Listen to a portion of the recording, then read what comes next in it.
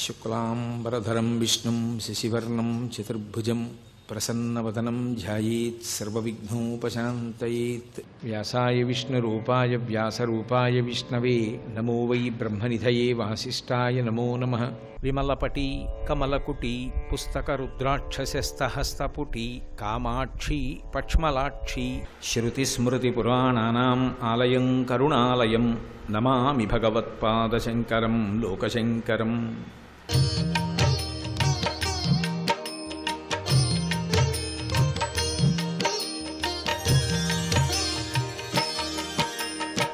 నిత్యానపాయని ఆయన భక్తుల కోసం ఎలా వెడతాడో అలా ఆవిడే వచ్చేస్తుంది, వెనకాల తదనుగుణంగా వస్తుంది. ఆయన నరుడిగా వెళ్ళాడు రాముడిగా, ఆవిడ అయోనిజగా వచ్చింది సీతమ్మగా, కానీ నరకాంతగానే ప్రవర్తించింది. ఆయనని విడిచి ఆవిడ ఉండలేదు, ఎప్పుడూ ఆయన ఉండాలి ఆవిడకి. అందుకే శ్రీరమ సీతగాగ నిజసేవక బృందము వీరవైష్ణవాచార జనంబుగాగ విరజానది గౌతమిగాగ వికుంఠమున్నారయ భద్రశైల శిఖరక్రముగాగ వసించు చేతనోద్ధారకుడైన విష్ణుడవు దాశరథి కరుణాపయోనిధి అన్నాడు గోపరాజు గారు. అటువంటి తల్లి, అటువంటి శ్రీపతి పదార విందే. ఇప్పుడు మొదటిదానికి రండి. ఆయన పాదములు అరవిందములు. మళ్ళీ మళ్ళీ చెప్తున్నాను, ఇప్పుడు మన మనసు షట్పది అయితే, లేకపోతే కాళ్ళు పద్మములు అవవు. పద్మాలు కాళ్ళగా విష్ణు ఉంటారని లోకంలో లేదు. కానీ అవి పాదపద్మములు ఎప్పుడవుతాయి అంటే, మీ పాదపద్మములకు నమస్కరించుతున్నాను అనడానికి అర్హత ఎప్పుడు కలుగుతుంది అంటే, మనం పంచేంద్రియాలు మనస్సుతో దాని యందు నిలబడి ఆ మకరందాన్ని పొందడం అలవాటైతేనే పాదపద్మములకు నమస్కారం అనాలి. లౌకికంగా నోటితో అనడం కాదు అది. నువ్వు షట్పది కాకుండా అనకూడదు. తుమ్మిరి కానివాడికి పద్మంలో ఉన్న తేనె రుచి ఎలా తెలుస్తుంది? ఇప్పుడు అవి పద్మములు, నేను షట్పది అయ్యాను అనుకోండి, పోనీ మీరు షట్పది అయ్యారు. అయితే ఇప్పుడు ఆ పాదములలో ఏం దొరకాలి? అరవిందంలో తేనె దొరకాలి. ఏమిటా తేనె? తామర పువ్వులో అయితే తేనుంది, శ్రీపతి పాదారవిందములలో ఏముంది? దివ్యధునీమకరందే. ఇది శంకర భగవత్పాదుల ప్రజ్ఞ. అందుకని 3 నుంచి 1కి రండి అన్నాను. దివ్యధుని, ధుని అంటే సంస్కృతంలో నది అని అర్థం. గాలి చేత కదిలుతున్నటువంటి అలలతో తరంగములతో ప్రవహించుచున్నటువంటి నదీ స్వరూపానికి ధుని అని పిలుస్తారు. కాబట్టి దివ్యధుని మకరందే. ఇప్పుడు ఆయన పాదములనబడేటటువంటి పద్మముల యందు మామూలు మకరందం కాదుట, ఒక నదే ప్రవహిస్తోందిట. ఏమిటా నది అంటే దివ్యధుని, దివ్యమైనటువంటి ప్రవాహం. అది ఎందుకని దివ్యమైన ప్రవాహం అంటే, అది లౌకికంగా వచ్చినటువంటి నది కాదు, అది దివ్య ప్రవాహం. అన్ని నదులు భూలోకంలో చెప్తాం, ఒక్క మందాకిని ఆకాశగంగ పైలోకంలో ప్రవహిస్తూ ఉంటుంది. అలా ప్రవహించడానికి కారణం మామూలుగా పుట్టినది కాదు, ఎవరో ఋషి తపస్సు చేస్తే వచ్చింది కాదా ఆ నది. ఆ దేవనది రావడానికి ఒక కారణం ఉంది. శ్రీ మహావిష్ణువే ఒకప్పుడు వామనమూర్తిగా వచ్చారు. అదితి కోరిక తీర్చడానికి బలిచక్రవర్తి దగ్గర రాజ్యం పుచ్చుకొని మళ్ళీ ఇంద్రుడికి రాజ్యం ఇచ్చేయడానికి వచ్చినప్పుడు బ్రహ్మచారి రూపంలో వచ్చారు. వచ్చి 3 అడుగుల నేల కావాలోయ్ అన్నారు. ఆయన అన్నాడు, బ్రహ్మచారివి 3 అడుగుల నేల ఏమిటి, ఏం కావాలో చెప్పబోయ్, నేను మహాచక్రవర్తిని, పిల్లాడివి ఇంత తేజస్సుతో ఉన్నావు, 3 అడుగుల నేల ఏమిటి, పిల్లాడివి కొలుచుకుంటే ఏమొస్తుంది, నా స్థాయికి తగినట్టు అడుగు. వరలో మాడములో ఫలములో వన్యంబులో గోవులో కరులో కాంచనమో నికేతనములో భూములో గ్రామంబులో ఏం కావాలో అడుగు ఇచ్చేస్తాను. ఆయన అన్నాడు, నాకెందుకయ్యా అవన్నీ అక్కర్లేదు, ఒంటివాడ నాకు 1-2 అడుగుల మెరయుంబు సొమ్ము మెరయొల్లా కోర్కెతీర బ్రహ్మ కూకటి ముట్టెదా ధనకుతుక సంద్ర ధనవేంద్ర. ఇస్తానంటున్నావుగా సంతోషంగా, 3 అడుగులు ఇమ్మని లేదు. పోతన గారి చమత్కారం 1-2 అడుగుల, 1 అడుగుతో భూమి ఒక లోకంతో స్వర్గలోకం కొలుస్తా, 3వ అడుగుని ఎత్తి మీద పెడతా. 1-2 అడుగుల మెరయుంబు సొమ్ము మెరయొల్లా, నాకెందుకయ్యా అవన్నీ, 3 అడుగులు చాలు. సరే, ఏదో పెద్ద కథ నడిచిందనుకోండి, సరే ఏదైనా ఇది సనాతన ధర్మానికి జీవం. ఇచ్చేటటువంటి వాడు ఎవడుంటాడో వాడు పుచ్చుకున్నవాడికి నమస్కారం చేస్తాడు, అంతేకాని పుచ్చుకున్నవాడు ఇచ్చిన వాడికి నమస్కారం చేయడు. అయ్యా నాకు ఇచ్చారండి, చాలా సంతోషం అండి అనే ఇచ్చిన ఆయనకి నమస్కారం చేయరు. ఎందుకనంటే ఇక్కడ నీ దగ్గర ఉంది, ఏమిటి ఉపయోగం? శరీరం వదిలిపెట్టాక ఏమవుతుంది? ఇక్కడ ఉన్నది ఇక్కడ, నీ జీవుడు జీవుడు. కానీ అమెరికా వెళ్ళేవాడు తన దగ్గర ఉన్న డబ్బుని స్టేట్ బ్యాంక్లో ఫారిన్ ఎక్స్చేంజ్ కౌంటర్కి వెళ్ళి డాలర్ల కింద మార్చుకున్నట్టు ఇక్కడ నీకున్న దాన్ని పుణ్యంగా మార్చుకోవాలి అంటే విష్ణువే ఎదురుగుండా ప్రతిగ్రహీతగా రావాలి. ఆయనకు గొడుగిచ్చావు, వచ్చే జన్మలో నువ్వు ఎండ దెబ్బ తినకుండా కాపాడబడతావు. ఒక పుచ్చుకున్న వాడికి ఓ పంచల్సాప్ ఇచ్చావు, వచ్చే జన్మలో నీకు బట్టకి లోటు లేకుండా ఉంటావు. ఆర్తితో ఉన్నవాడు ఉన్నాడు, వాడు విష్ణువు ఆ రూపంలో వచ్చాడు, పట్టెడు అన్నం పెట్టావు, వచ్చే జన్మలో నీకు అన్నానికి లోటు లేకుండా ఉంటుంది. అందుకే కాదు ఏమీ పెట్టని చేతికి నేను ఎలా పెట్టనని అడిగింది శంకరుడు ప్రార్థన చేస్తే కనకధారలో దరిద్ర బ్రాహ్మణి విషయంలో లక్ష్మీదేవి. కాబట్టి ఇప్పుడు విష్ణువే ఎదురుగుండా వచ్చి నాకున్న దాన్ని పుణ్యంగా మారుస్తున్నారు. ఈ పుణ్యం నేను పైలోకాలకు వెళ్ళడానికి పనికొస్తుంది, ఉత్తర జన్మలలో జీవుడి అనుగ్రహానికి పనికొస్తుంది. కాబట్టి భవతే విష్ణుస్వరూపాయతే, పుచ్చుకున్న వాడిని విష్ణు రూపంగా భావించి వేదం నమస్కారం చేయమని చెప్పింది. ఆ మంత్రం ఎలా ఉందో దాన్ని యథాతథంగా పోతన గారు తెలుగు పద్యంలోకి తీసుకొచ్చారు. అది ఆయన గొప్ప. వచ్చినటువంటి వాడు పొట్టివాడు వామనమూర్తి. ఆ వామనమూర్తిని కాళ్ళు కడిగి దానం చేయాలి, మామూలుగా దానం చేయడం కాదు. అందుకే రమ్మా మానవకొత్తమ లిమ్మ నీ వంచితమ్ము లేదనకిత్తుంచమ్మ అడుగుల ఇటురా నిమ్మ కడుగంగ వలయు నేటికి తడయం. ముందు కుడికాలు కడగాలి. ఏది బంగారు పళ్ళెంలో కుడికాలు పెట్టి కడుగుతాను ముందు, రెండు కాళ్ళు పెట్టి కడగడం కాదు, ముందు కుడి పాదం కడగాలి. మీరు కుడి పాదం కడుగుతాను, గండపెండేరం వేస్తే ఎడం పాదానికి వేయాలి. అందుకని కుడి పాదం పెట్టు కడుగుతాను అంటే ఆయన పాదం ఇలా పెట్టారు, పెడితే ఏదో వింధ్యావళి నీళ్లు పోసింది, ఆయన కాళ్ళు కడిగాడు. కాళ్ళు కడిగి ఇప్పుడు ఇచ్చేశాం అన్నాడు. విప్రాయ ప్రకట వ్రతాయ భవతే విష్ణుస్వరూపాయతే తత్ప్రామాణ్య విధే త్రిపాదస్య ధరణిం దాస్యామియంచున్ క్రియాక్షిప్రుండై ధనుజేశ్వరుండు వడుగుం చేసాచి పూజించి బ్రహ్మప్రీతమ్మని ధారబోసి భువనం ఆశ్చర్యము పొందగా. భువనాలు ఆశ్చర్యపడిపోయేటట్టుగా బ్రహ్మప్రీతం అని ఇస్తే ఎవరి కోసం అంటే ఈశ్వర ప్రీతి కొరకు ఇచ్చేస్తున్నారు. కొలుచుకోవద్దు, వెంటనే వామనమూర్తిని కొలుచుకోమన్నారు. యజమాని భూమిని కొంటే తన కాలుతో తొక్కి చూసుకోవాలి, లేకపోతే అమంగళం. అందుకని 3 అడుగులు ఇప్పుడు వామనమూర్తి కాళ్లతోటే కొలుచుకోవాలి. ఆయన ఏం చేశాడు? ఇంతంతై వటుడింతయై బరుయుతానింతయ్య భోవీధిపై అంతైతో యదమండలగ్రమణ కల్లంతై ప్రభారాశిపై అంతై చంద్రునకంతయై ధ్రువునిపై అంతై మహర్వాటిపై అంతై సత్యపథోన్నతుండగుచు బ్రహ్మాండంత సంవర్ధియై. అంతా అంతా అంతా పోతన గారి నుడికారం కింద అలాగే ఉండిపోయింది జాతి మాట తీరులో. అంత వాడైపోయి అంతా కొలిచేశాడు. ఈ కొలిచేసేటప్పుడు చమత్కారం జరిగింది. కొలవడం అంటే దేంతో కొలుస్తారు? పాదంతో కొలవాలి, పైన కొలవాలి. అందుకని ఆయన ఏం చేశాడు? పాదం ఇలా వెడుతోంది, అన్ని లోకాలకి వెళ్ళి కొలిచేస్తోంది. కొలిచేస్తుంటే బ్రహ్మగారు మంచి సమాధిలో ఉన్నాడు, ఆయన ధ్యానంలో ఉన్నాడు. అయ్య బాబోయ్ విష్ణుపాదం రా, అంతటా వస్తోందిరా, కొలుస్తోందిరా, నమస్కరించండిరా అని అందరూ గబగబా పరిగెత్తుకొచ్చారు. పరిగెత్తుకొచ్చి చూస్తుంటే కోలాహలం, ఆ ఉత్సాహంలో గట్టిగా మాట్లాడారు. బ్రహ్మగారు సమాధిలో వచ్చి ఉలిక్కి పడ్డాడు. ఎందుకు రా అంత అరుస్తున్నారన్నాడు. ఎందుకు అరుస్తానంటే మీ నాన్నగారి పాదం వస్తోందన్నారు. కొడుక్కో ధర్మం ఉంది, తండ్రి వీధిలోకి వెళ్ళి ఇంటికి వస్తే చెంబుతో నీళ్లు ఎట్టుకొచ్చి నాన్నగారు కాళ్ళు కడుక్కోండి అనాలి, తను కడగాలి, కనీసం చెంబుతో నీళ్ళు ఇవ్వాలి. అపార్ట్మెంట్లో ఉంటే నియమానికి మినహాయింపు ఉంటుందేమో నాకు తెలియదు. కాబట్టి పాపం ఇప్పుడు విష్ణుమూర్తి పాదం వస్తోందంటే పాదం ఒకటి ఆయన ఒకటి నేటి.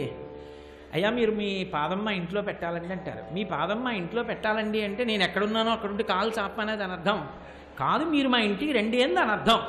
పాదం వస్తోంది అంటే నాన్నగారు వస్తున్నారు, కొడుకు ఏం చేయాలి? గబగబా వెళ్ళి కాళ్ళు కడగాలి. అందుకని ఆయన ఏం చేశాడు?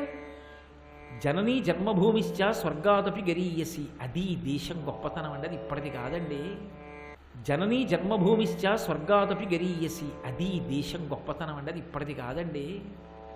బ్రహ్మగారట ఇప్పటికీ నేను ఏదైనా రైల్లో వస్తుంటే తెల్లవారుజామునైతే ఏలూరు స్టేషన్ దగ్గర బయటికి వచ్చి ఓసారి చెప్పులు ఇప్పేసి కిందకి దిగో నమస్కారం పెట్టి, వీడు పిచ్చాడా విర్రాడా ఏమిటి ప్లాట్ఫామ్కి నమస్కారం పెడుతున్నాడని ఎవడేమనుకున్నా ఓ నమస్కారం పెట్టి మళ్ళీ చటుక్కుని రైలు ఎక్కేస్తుంటాను. అది నా తల్లి తర్వాత తల్లి లాంటిది, అక్కడ పుట్టాను పెరిగాను. ఆ ఏలూరు గడ్డ చూస్తే అంత సంతోషం, ఆ మట్టి చూస్తే అంత సంతోషం. మా అమ్మ ఒడికి, మా అమ్మ కట్టి విప్పిన చీరతో కుట్టిన బొంతకి, ఏలూరు మట్టికి నాకు భేదం లేదు. కాబట్టి ఆ బ్రహ్మగారు మొట్టమొదట ఏం చూశాడంటే, తన పుట్టిల్లిద పొమ్మటంచునదుడున్ తన్నాభిబంకేరుహంబు నిరీక్షించి నటించి ఉన్నత పదంబున్గాంచి తత్పాద చేచనముంజేచ కమండలూదకములం చల్లించి తత్తోయముల్ వినివీధిన్ ప్రవహించదేవనదిగా విశ్వాత్మ కీర్తి ప్రభన్. ముందన్నట్ట ఆ బొడ్డులోంచి వచ్చిన తామర పువ్వు చూసేట. ఏలూరు చూస్తే నేను మురిసిపోయినట్టు, రే నేను పుట్టిన ఇల్లు రాయిది అన్నట్ట. తను పుట్టిన ఊరు తన పుట్టిన ఇల్లు చూసుకుని ఎంత మురిసిపోతాడో అలా తన పుట్టిల్లెద పొమ్మటంచునజుడం తన్నాభిపంకేరుహంబు నిరీక్షించి నటించి ఉన్నత పదంబున్గాంచి పైకొస్తున్న పాదం చూసి మా నాన్నగారి కాలు రాయిదని చెప్పి గబగబా తన కమండలంలో నీళ్లు పోసి కడిగాడు. అది బ్రహ్మకమండలంలో నీరు. వినువీధిన్ ప్రవహించే దేవనదిగా విశ్వాత్మ కీర్తి ప్రభన్. దేవతలకి దివు శబ్దంలోంచి వస్తుంది. దివ్యధుని మకరందే. ఆ పాదం పద్మమైతే ఎప్పుడు నా మనసు షట్పదైతే అందులోంచి జాలువారుతున్న గంగ నాకు దర్శనం కావాలి. నేను ఇలా పాదం మీద నేను తల ఉంచి ఇలా పైకి తీస్తే నా నుదురేదో తడిసిపోయిన భావన కలగాలి నాకు. పువ్వులోంచి తేనెలా ఆయన పాదంలోంచి నది ప్రవహిస్తోంది. ఏమి శంకర భగవత్పాదులండి, ఏమి భావనా సౌకుమార్యం, ఏమి భక్తి మహానుభావుడిది. మనకి అందించడం శంకరులకు శంకరులే సాటి. దివ్యధునీ మకరందే పరిమళ పరిభోగ సచ్చిదానందే. మామూలుగా భోగము అంటే అనుభవించడం, పరిభోగము అంటే మళ్ళీ మళ్ళీ మళ్ళీ మళ్ళీ అనుభవించాలనేటటువంటి కోరిక కలగడం. ఆయన పాదములకుట ఒక పరిమళం ఉంటుందిట. పరిమళం అంటే అంతకు ముందు కొన్ని పదార్థములు అలదబడ్డాయి, దానికి సహజంగా కొంత సువాసన ఉంది. ఇప్పుడు ఈ రెండూ కలిస్తే వచ్చేటటువంటి సువాసన ఏం చేస్తుందంటే మత్తెక్కించేసి మళ్ళీ మళ్ళీ మళ్ళీ మళ్ళీ అనుభవించాలనిపిస్తుంది. దానికి పరిభోగం అని పేరు. అందుకే పరిభోగ రంగనాయక స్వామిని ఓ పేరు రంగనాథుడికి. అటువంటి పరిమళ పరిభోగ సచ్చిదానందే. అది ఘనమైంది, రూపం పొందింది. సత్తు చిత్తు ఆనందములే విష్ణు అయ్యే. అటువంటి విష్ణు స్వరూపము ఏదైతే ఉందో ఆ పాదము, ఆ అరవిందమున్నదే పద్మం. అందులోంచొస్తున్న పరిమళం ఉందే, ఆ పరిమళం మత్తెక్కిపోతుంది. నిజంగా కూడా ఓ లక్షణం ఉంటుందండి, మీరు ఎప్పుడైనా చూశారో లేదో. విచ్చుకోకుండా ఉన్నటువంటి పద్మాన్ని తీసుకొచ్చి మీరు అందులో ఇలా తల పెట్టారనుకోండి, చల్లగా తగులుతుంది. అందుకే శంకరాచార్యులు వారు దృశాద్రాఘీయస్యాదరదలిత నీలోత్పల రుచ దవీయంసం దీనం స్నపయ కృపయా మమపి శివే అంటారు. దానికి చల్లతనం, నల్లటి కాంతి ఉంటాయి ఆ నల్లతామరకైతే. ఆయన పాదములు మరి అలాగే కదా ఉంటాయి. దాని మీద తల పెడితేట అందులోంచి సువాసనలు మత్తెక్కిపోయేటట్టుగా వస్తాయిట. ఎక్కడదా వాసన అంటే ఆయన పాదానికి గంధం రాశారండి, ఆయన పాదానికి కస్తూరి రాశారండి, ఆయన పాదానికి ఏదో పువ్వులు పూజ చేశారండి అందుకు సువాసన వచ్చిందండి. కాదు, అసలు ఆయన పాదాలకి సువాసన సహజ సిద్ధంగా ఉంది. రెండు, ఆ పాదములకున్న గొప్పతనం ఏమిటో తెలుసా? అది శంకరుల హృదయం. శ్రీపతి పదారవిందే. ఆయన బ్రహ్మచారిగా ఉండనివ్వండి, లక్ష్మీదేవి వదలదు, పైకి దొరకదు. మనకంటే అయ్యో అదేంటండి లక్ష్మీదేవి ఎక్కడుందండి పక్కన అనొచ్చు. వామనమూర్తి అవతారం చెప్పాననుకోండి, లక్ష్మీ వామనమూర్తి దేవాలయం ఉండదు, పక్కన లక్ష్మీదేవి ఉండదుగా. మరి తత్వత లక్ష్మీదేవి వామనమూర్తితో కలిసి ఉంటుంది. కానీ వామనమూర్తి బ్రహ్మచారిగా ఉంటే పక్కన లక్ష్మీదేవి ఎలా అనుగమిస్తుంది? శాస్త్ర విరుద్ధం. ఈశ్వరుడు అలా చెప్పడుగా. బ్రహ్మచారి పక్కన లక్ష్మీదేవి ఉండదు. కానీ లక్ష్మీ నిత్యానపాయనైతే మరి లేకుండా ఉంటే ఎలా కుదురుతాయి రెండు?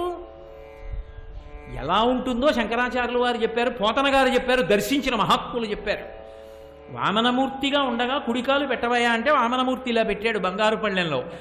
బలిదైచ్చేంద్రకరద్వయీకృత జల ప్రక్షాళన వ్యాప్తి కింజలజాతక్షుడు సాచయోగి సుమన సంప్రర్థిత శ్రీదమున్ కలితానమ్ర రమాలలాట పదవీ కస్తూరికాషాదమున్ నళినామోదము రత్ననూపురము నానావేదమున్ పాదమున్ అన్నారు పోతన గారు.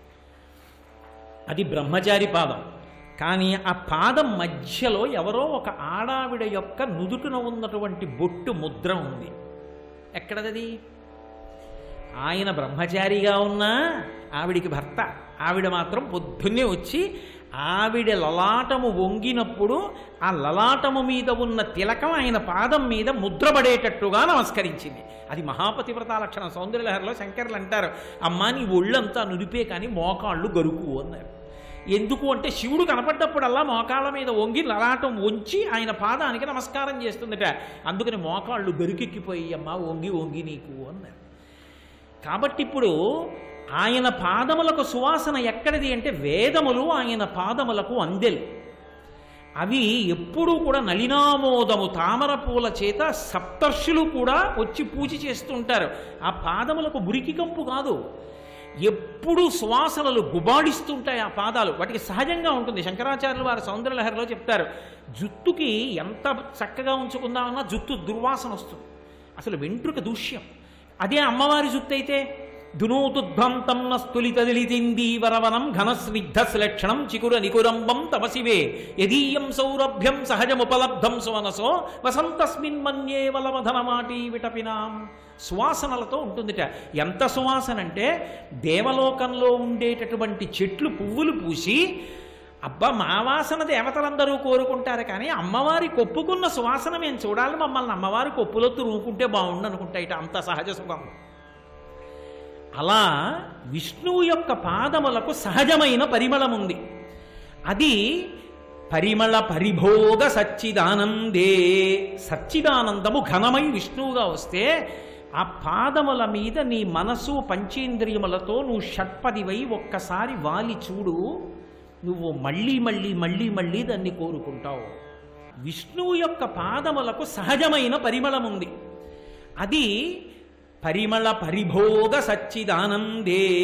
సచ్చిదానందము ఘనమై విష్ణువుగా వస్తే ఆ పాదముల మీద నీ మనసు పంచేంద్రియములతో నువ్వు షట్పదివై ఒక్కసారి వాలి చూడు, నువ్వు మళ్ళీ మళ్ళీ మళ్ళీ మళ్ళీ దాన్ని కోరుకుంటావు. ఇదే శివానందలహరిలో శంకరాచార్యుల వారు అద్భుతంగా వర్ణిస్తారు. ఒకసారి నిజంగా మానసికంగా మీరు అలా భావన చెయ్యండి. ధ్యానం చేస్తే శ్రీ మహావిష్ణువు మీ ఎదురుగుండా వచ్చి నిలబడ్డారనుకోండి. జలధరదైహు నాజాను చతుర్బాహు సరసీరుహక్షు విశాలవక్షు జారు గదా శంఖచక్ర పద్మ విలాసు కంఠ కౌస్తుభమణి కాంతిమాను కమనీయ కటిసూత్ర కంకణ కేయూర శ్రీవత్సలంచనంచిత విహారు మరుకుండల ప్రభాయుత కుంతలలలాటు వైఢూర్య మణిగణ వరకిరీటు. అటువంటి స్వామి ఎదురుగుండా వచ్చి శంఖచక్ర గదాపద్మాలతో పట్టుపీతాంబరం కట్టుకుని మెడలో వైజయంతిమాల వేసుకుని కౌస్తుభంతో శ్రీవత్సవన్న పుట్టుమచ్చతోటి రత్నఖచితమైన కిరీటంతో వాడమి పద్మాల మాలతోటి వచ్చి మీ ఎదురుగుండా నిలబడ్డాడు అనుకోండి. చూపుల శ్రీపతి రూపము నాపోవక త్రావి త్రావి హర్షోద్ధతయై వాపుచ్చి మందమధురాలాపంబల పొగడనదితి లక్ష్మీనాథున్ అంటారు పోతన గారు. నోట మాట రాదు, ఇవో పొడి పొడి మాటలు మాట్లాడి స్వామి ఒక్కసారి మీ పాదాలు పట్టుకోవద్దా అని అడిగారనుకోండి. మనకి ఎవరైనా మహాత్ములు కనపడితేనే కామకోటి పీఠాధిపత్యం వహించిన మహాపురుషులు చంద్రశేఖరేంద్ర సరస్వతి మహాస్వామి వంటి వారు కనపడ్డారనుకోండి, ఒక్కసారి ఆ పాదాల ముందు తలపెట్టి నమస్కరించాలని అనిపిస్తుంది కదా. శ్రీ మహావిష్ణువే కనపడితే ఆయన పాదాలు పట్టుకోవాలనిపించదు. ఎవరు పట్టుకుంటారు? లౌకికంగా దొరకవవి. పరమయోగీంద్రులకు భావగోచరమైన సరిలేని పాదాల జంట కంటి అంటాడు అన్నమయ్య. అది ఒక్క యోగమునందున్నవాడు మాత్రమే పట్టుకోగలడు. వాడడిగితే పరమేశ్వరుడు అనుగ్రహిస్తాడు. అనుగ్రహించి నిలబడినటువంటి స్వామి ఇలా ఒక ఆసనం వేసి కూర్చోండి స్వామి అన్నారనుకోండి. ఆయన కూర్చుంటే స్వామి ఒక్కసారి మీ పాదాలు నా చేతిలోకి ఇవ్వండి అని అడిగితే తప్పకుండా మీరు బలవంతంగా తీసుకుంటారా? ఆయన పాదాలు చేతిలోకి తీసుకోలేరు. ఆయన పెట్టాలి పాదాలు. ఆయన ఇలా రెండు పాదాలు తీసి చేతుల్లో పెట్టారనుకోండి. ఇది శంకర భగవత్పాదులు చెప్పిన విషయం. కదా త్వాం దృష్ట్వా గిరిశతవ భవ్యాంఘ్రియుగళం గృహీత్వా హస్తాభ్యాం శిరసి నయనే వక్షసి వహన్. అది ఆయన రెండు పాదాలు ఇలా పట్టుకుని అలా చూసి మీరు ఊరుకోగలరా? ఆ రెండు పాదాలు పాద మంజీరాలు అలా చూసి పొంగిపోయి మీ తల ఉంచి అలా ఆయన పాదాల మీద పెట్టి ఆ శ్వాసన ఆఘ్రానించి పొంగిపోయి కొంచెం దగ్గరగా జరిగి శిరసి నయనే వక్షసి వహన్. ఒక్కసారి ఇలా వంగి స్వామి ఇలా పెట్టరండి అంటే ఆయన రెండు కాళ్ళు ఎత్తి తల మీద పెట్టారనుకోండి. ఇలా దగ్గరగా రెండు పాదాలు పట్టుకుని చేతులతో తల మీద స్పర్శ జరుగుతుంటే పొంగిపోయి తల పైకెత్తి ఆ బొటన వేళ్ళు చివరి భాగాలు పువ్వులు పొట్లం కట్టినట్టుగా ఉంటాయి. వాటిని కళ్ళకి తగిలేటట్టుగా వేళ్ళకి తగిలేటట్టుగా ఇలా కళ్ళు ఇలా రాసుకుని శిరసి నయనే వక్షసి వహన్ ఇంకొంచెం ముందుకు జరిగి అబ్బా తండ్రి శ్రీపాదములు మళ్ళీ దొరుకుతాయా, నా గుండెల మీద పెట్టండి అని ఏటవాలుగా కూర్చుని గుండెల మీద 2 పాదాలు ఆయన పెడితే గట్టిగా కౌగిలించుకుని పరవశించిపోయి ఆ పాదాలలోకి ఒక్కసారి ముఖం మళ్ళీ ఇలా పెట్టేసి స్ఫుట జలజగంధాం పరిమళాం సమాశ్రిష్యాఘ్రాయ స్ఫుట జలజగంధాం పరిమళాం. స్ఫుట జలజ బాగా విచ్చుకున్న తామర పువ్వుల్లోంచి సువాసన ఎలా వస్తుందో అలా ఉన్న పాదాల మీద తలపెట్టి ఆ సువాసన పీలుస్తూ మత్తెక్కిపోయి ఆనందంలో ధ్యానంలో ఆ పాదాలు అలాగే పట్టుకుని పరవశించిపోయి గుండెల మీద పెట్టుకుని తల మీద పెట్టుకుని ఆ వేలి చివర్లు ఇలా కళ్ళకి తగల్చుకుని ఆ కాళ్ళు ఒత్తేసి ఆ పాదాలు పట్టుకుని తులసి ఇలా వేసేసి మళ్ళీ ఒంగుని పాదాల మీద పెడుతుంటే తల మీద పెట్టుకున్నాను కదా ఇంక చాలండి అంటామా, ఇంకోసారి పెట్టనా అన్నా, అబ్బా అంతకన్నా నా స్వామి పెట్టండి అని మళ్ళీ తల ఉంచుతాడు. అది ఆ శంకర భగవత్పాదుల యొక్క ప్రతిపాదన యొక్క అద్భుతం అక్కడుంది. పరిమళ పరిభోగ సచ్చిదానందే ఒకసారి అనుభవించి వదిలేది కాదు. అలా అనుభవించడానికి అలవాటు పడ్డావా, నల్లమందుకు అలవాటు పడిన నెమలి అంటారు రామకృష్ణ పరమహంస. పొరపాటున నల్లమంది అక్కడ పెడితే మధ్యాహ్నం 1 గంటకి నెమలి వచ్చి టక్కున ముక్కుతో కొట్టి తింది, అలవాటు పడిపోయింది. మత్తుకు మర్నాడు 1 గంటకు వచ్చి అరుపులు మొదలెట్టింది నల్లమంది ఎట్టమని. ఒకసారి కానీ నువ్వు ధ్యానంలో ఆ స్వామి పాదములను అనుభవించడం నేర్చుకున్నావా, పరిభోగ సచ్చిదానందే జీవితంలో వదలడం. సర్వం శ్రీ ఉమామహేశ్వర పరబ్రహ్మార్పణమస్తు. స్వస్తి.